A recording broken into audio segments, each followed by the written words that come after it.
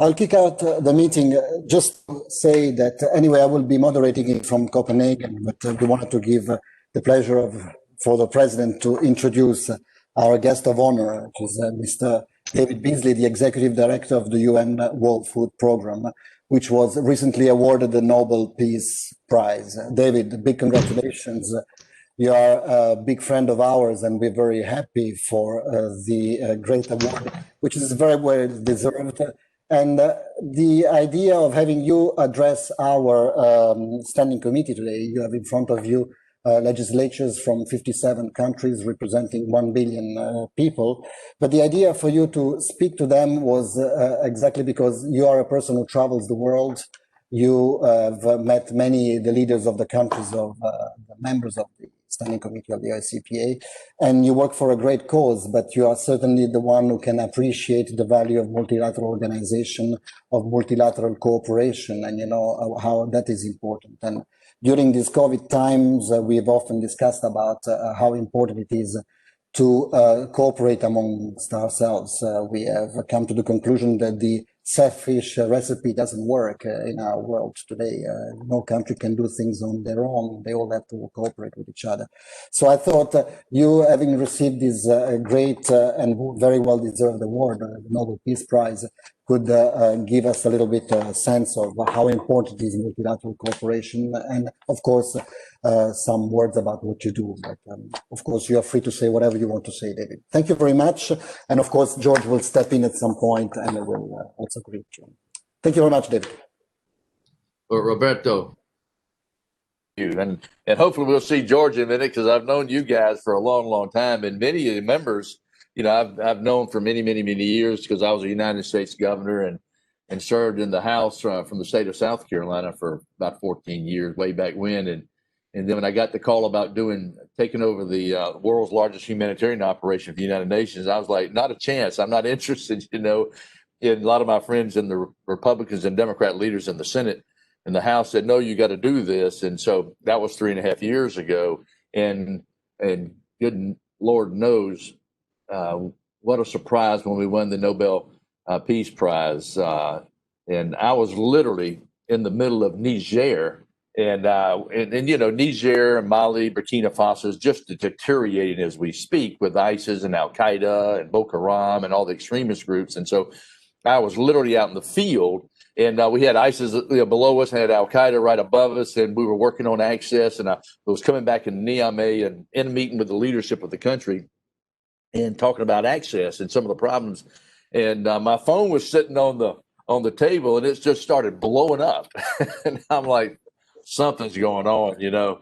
And but I was ignored it. Finally, somebody busted into the meeting and said, Nobel Peace Prize. And I was like, yeah, who won it? Who won it? You know, they said, well, you did, we did. And I was totally surprised. And I'm really grateful the fact that I was in Niger, because this sort of forgotten area of the world with all of COVID and the U.S. elections. Everybody's distracted with that and not really remembering the tragedy unfolding as we speak. There's George.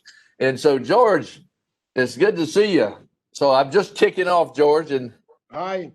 Hello. I'm very sorry, dear David. And sorry, my computer it restarted, so I had some technical problem, but I was so happy to see you. Well, it's good to see you. Well, this technology stuff is the new norm, and looks like you could be on and off, and you know, we all dealing with it around the world. And a lot of the places, I was just saying, I was in Niger when we got the Nobel Peace Prize announcement, and you can imagine I had CNN and BBC and the German, et cetera, wanting to do TV shows. And I'm like, how are we gonna connect from out here in, you know, Timbuktu, so to speak, which wasn't too far away. But anyway, it was such a great surprise. And I think the Nobel Peace Prize Committee was sending two messages. One was, WFP, thank you for what you do. Your men and women put their lives at risk every day in the most difficult places around the world, and you're bringing peace, using food as a weapon of peace, as opposed to those who use it as a weapon of war and division. And I think the second thing, which I believe is really a critical message, because I think the Nobel Peace Prize Committee recognized that 2020, 21 are going to be catastrophic years in terms of food security, and that we've got to get on top of it. We got to get ahead of it. And our greatest work really is ahead of us, because in many of the places we're talking about, if we don't have food security, you're going to have famine, destabilization, and mass migration.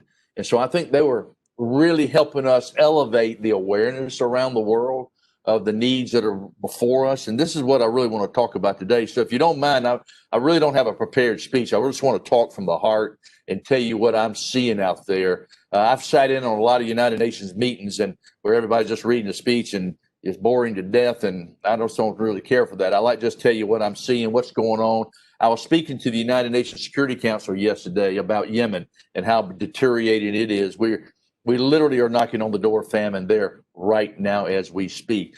We don't have the money we need. It's a tragic situation, and we will have mass famine there within a matter of months if we don't get the support financially and the access we need. Now, what I'd like to bring about was, when you think about the World Food Program, I didn't know that much about it before I took this role, and my gosh, I had no idea. It was the world's largest humanitarian operation, and you really can determine the fate of nations and what happens if we're not there on the ground providing food and food security.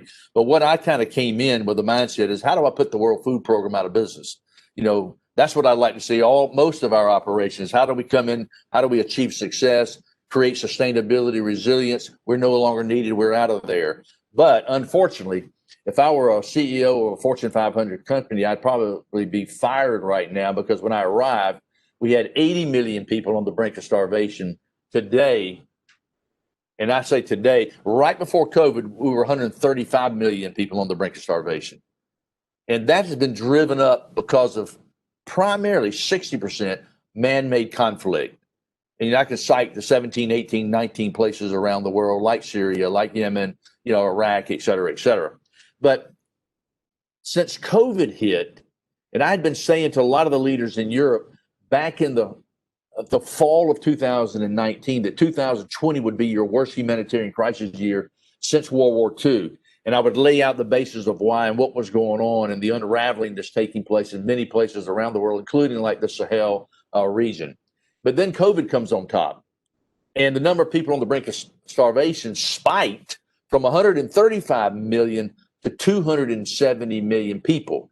And this is when I went to the UN Security Council in April and said, you've got to be careful. Leaders around the world are focused on COVID and really making decisions in a vacuum on a health pandemic, not understanding the dynamic impact. You have to balance out a hunger pandemic with a health pandemic. Otherwise, the cure will be worse than the disease. Because in lockdowns, you've got to do it in such a way that we can come in and provide safety net programs for people and families, because many of the people we're talking about, they live hand to mouth every day.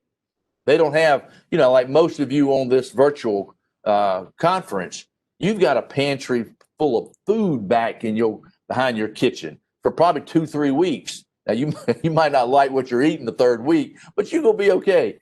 The people we're talking about, they live hand to mouth every single day. And so when you do a lockdown, you're going to have destabilization and unrest, riots, protests. And so if we can come in and create that stability, is critical.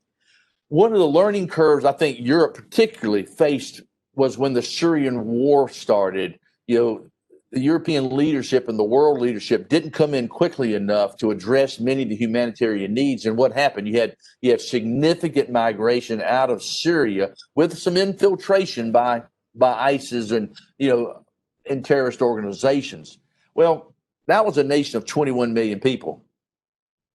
And I can tell you, we feed 100 million people on any given day. And when you feed 100 million people in 80-something countries around the world, I can tell you, if I fed everybody in your neighborhood for a year or 2 or 3, I'd know what's going on in your neighborhood. So we see trends and patterns. We survey people all the time. And a Syrian is no different than any other migrant or refugee. They don't want to leave home. People don't want to leave home.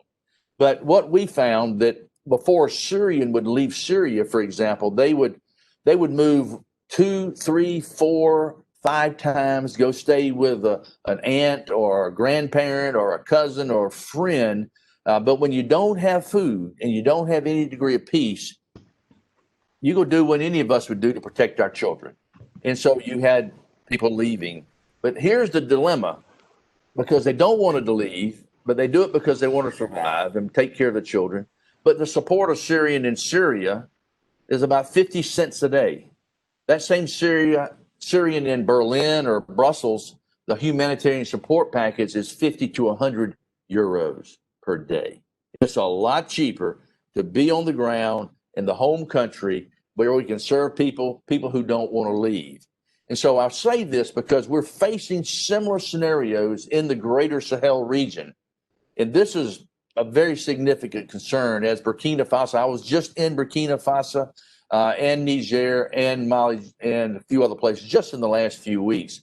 And the terrorist organizations are continuing to deteriorate. You've got to have a security component there. That's not our role. But we're not going to be able to bring the peace and stability without a security component so that we can come in and help the people that need help. When you look at the Sahel, which is dynamically impacted by climate extremes, I mean, you've got droughts, you've got flash floods. It's a changing dynamic. And we can come in with programs, and I don't mean just coming in and feeding people.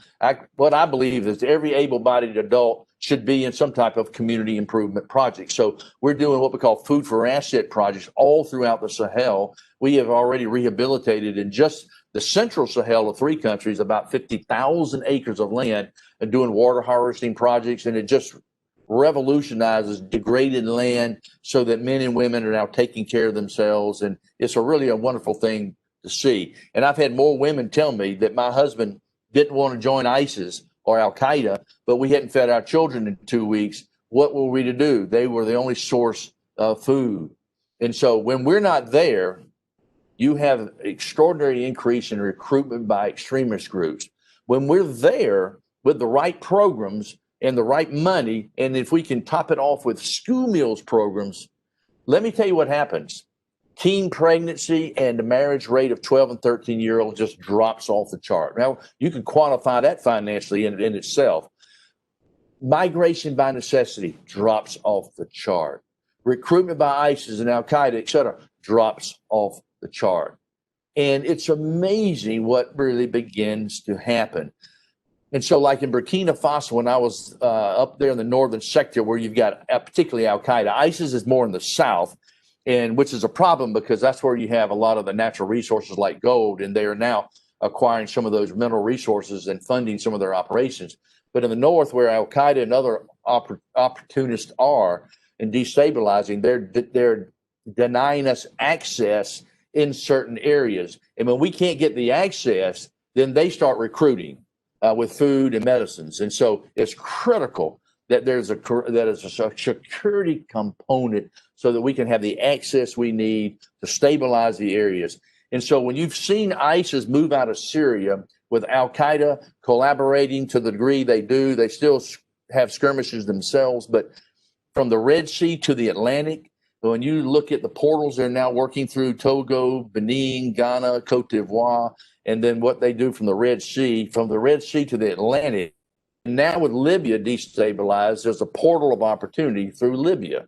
So the last thing we need to do is not be all hands on deck in the Sahel region, because you've got a portal of opportunity. And as I was talking to France 24, this was a couple of years ago, and I was saying then how bad we thought it would be over the next few years. And I said, if you think you had a problem with Syria, a nation of 20 million people, wait till the greater Sahel from the Red Sea to the Atlantic is destabilized. That's 500 million people.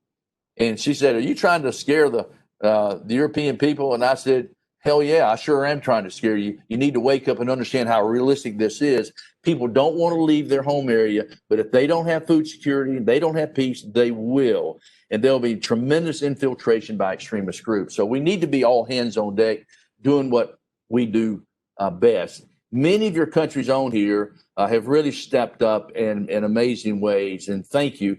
Some of you can't quite put the monies up that, let's say, Germany, the EU, or the UK do, but you have a voice to be spoken in the EU and other ways that really are critical for supporting in the multilateral context. And so we have seen, let me just give you an idea. When I arrived at the World Food Program, we were about a $5.9 billion operation. The United States was 1.9 billion of that. And Germany, UK were in a few $100 million. And everybody was concerned that Trump was going to zero out the budget. And so what happened, I brought both ends of Pennsylvania Avenue together, sitting down particularly and especially with the Trump team and with the Republican and Democrats in the Senate and the House. And our funding actually didn't go down. We went from 1.9 to 3.5 billion. Germany's funding went from what was 65 million about 7 years ago now to 1.1 billion. UK went from a few hundred million to 700 million. It's down a little bit now because of the economy. The EU has stepped up as well. And this year, when I spoke to the United Nations Security Council back in April and said we are facing famines of biblical proportions if we don't get ahead of this thing, and the world leaders responded. We were able to avert famine for 2020. But here's our dilemma, because the monies we primarily received in 2020 were based upon what? 2019 financial analysis and economic outlooks, which were strong. You passed budgets in 2019 for 2020. So we had a robust economy. COVID comes in and just economic deterioration around the world. And you're talking about $17 trillion worth of stimulus packages, deferred debt for low and middle income countries until January. We use that money for safety net programs. But 2000, we were able to defer famine, but 2021 now is upon us, and we now have all those monies we had in 2020. And the economy is contracting around the world. Many of the countries I referred to financially are trying their best to step up, do what they can. But the low and middle income countries are just being dynamically impacted. You take a country like Ethiopia, desert locust, long-term poverty. 50% of their export revenues is tourism. That's gone. And now the remittances, over $100 billion worth of remittances globally are gone. 2 billion people work in the informal economy. Most of them have lost their jobs. They live hand to mouth every day.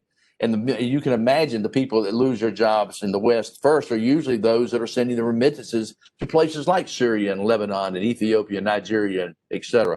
So we are facing now several dozen countries that if we don't get the funds we need could be facing famine in 2021. And so if we don't, and this is what I'm telling leaders in countries, you've got to prioritize. It's like the Titanic heading toward an iceberg. We don't have enough money and time to fix everything. Let's focus on the iceberg. Yes, I know you got a broken piece of tile in the bathroom. Let's don't worry about that right now. Yeah, I know you got a little bit of stain on the carpet in the Titanic. Let's don't worry about that right now. Let's focus on the big picture. And if the leaders in the major countries that fund us will do that, then we will have enough money to get through next year until things begin to stabilize globally. And so it's great to speak with you and be here. And so, George, thank you. I could probably go on for about 30, 40 more minutes because of all the things that we're facing. The World Food Program is out with all of our people, feeding over 100 million people every single day, putting their lives at risk. And I'm grateful to be there. As I say, I'm not really their leader, I'm their cheerleader.